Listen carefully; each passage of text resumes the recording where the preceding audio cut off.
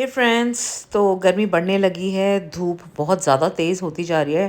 Temperature is really soaring high now and I am back here today again with a few more tips how to get your garden ready for the coming summer. तो आज का सबसे पहला tip है वो ये है कि आपको अपना गार्डन ग्रीन नेट से कवर करना है। ग्रीन नेट अगर आपके पास नहीं है तो कोई पुरानी चादर यूज़ कर सकते हैं। अगर आपके पौधे स्पेशली आपका गार्डन अगर वेस्ट फेसिंग है, अगर आपके प्लांट्स पॉट्स वेस्टर्न डायरेक्शन में रखे हुए हैं तो इट इज़ वेरी नेसेसरी, क्योंकि सबसे लंबा जो धूप का ड्यूरेशन होता है वो वेस्टर्न डायरेक्शन में ज़्यादा रहता है, जैसे कि 1-1:30 बजे से लेकर शाम को 6 बजे तक, सनसेट होने के टाइम तक। और ये जो धूप होती है बहुत ही ज़्यादा स्कॉचिंग होती है। अगर आपके पौधे ज़मीन में लगे हुए हैं तो it is all the more necessary, क्योंकि आप उनको शिफ्ट नहीं कर सकते हो। तो अगर आप नेट नहीं है तो आप कोई चादर भी यूज़ कर सकते हैं पुरानी, जिससे कि आपके प्लांट्स पे छनती हुई धूप आए और आपके जो लीव्स हैं वो बर्न ना हो।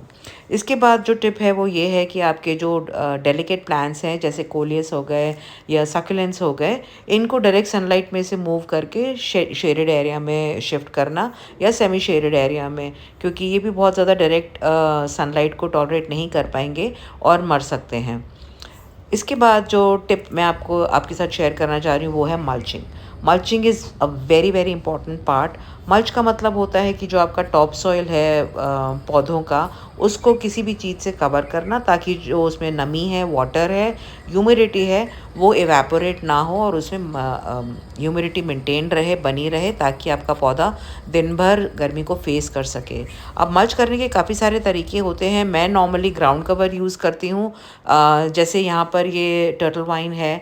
मेरे आपने और पुराने वीडियोस में भी देखा होगा, बड़े पेड़ों में, बड़े गमलों में मेरे सब में ग्राउंड कवर यूज़ किया हुआ है मैंने। कोई क्रीपर्स हैं, कोई वाइन्स हैं, जैसे ये ट्रेड स्कैंटिया है, you know tangled hearts use करती हूँ मैं, रोइयोर यूज़ करती हूँ। काफ़ी सारे प्लांट्स हैं जो मैं ग्राउंड कवर के लिए यूज़ करती हूँ। इसके दो फ़ायदे हैं, एक तो नमी बनी रहती है और इसके अलावा जो लुक होता है हमारे गार्डन का थोड़ा सा और एनहांस हो जाता है।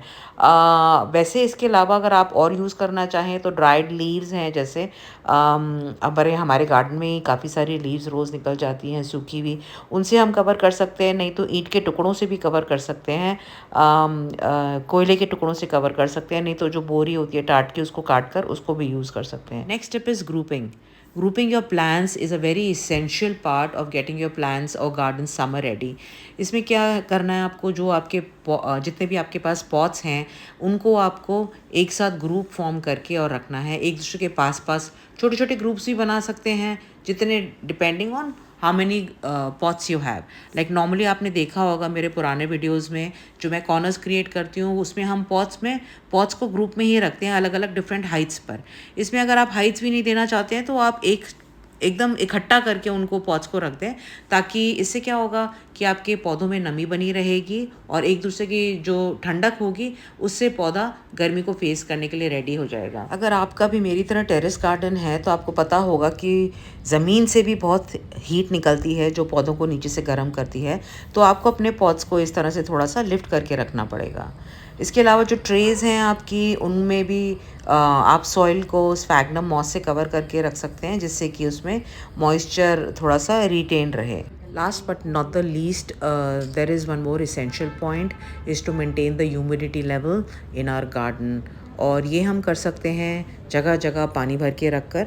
मैंने अपना एक डिफरेंट तरीका यूज़ किया है। मैंने एक टब लिया है, उसमें मैंने एक वाटर बॉडी क्रिएट कर ली है जो देखने में भी सुंदर लगती है, अट्रैक्टिव लगती है, और इससे ह्यूमिडिटी लेवल जो हमारे गार्डन में मेरे पौधों को चाहिए वो भी मेंटेन रहता है। So guys, I hope you like the video and you have already started getting your plants and pots and garden summer ready. Bye for now. Thank you for watching.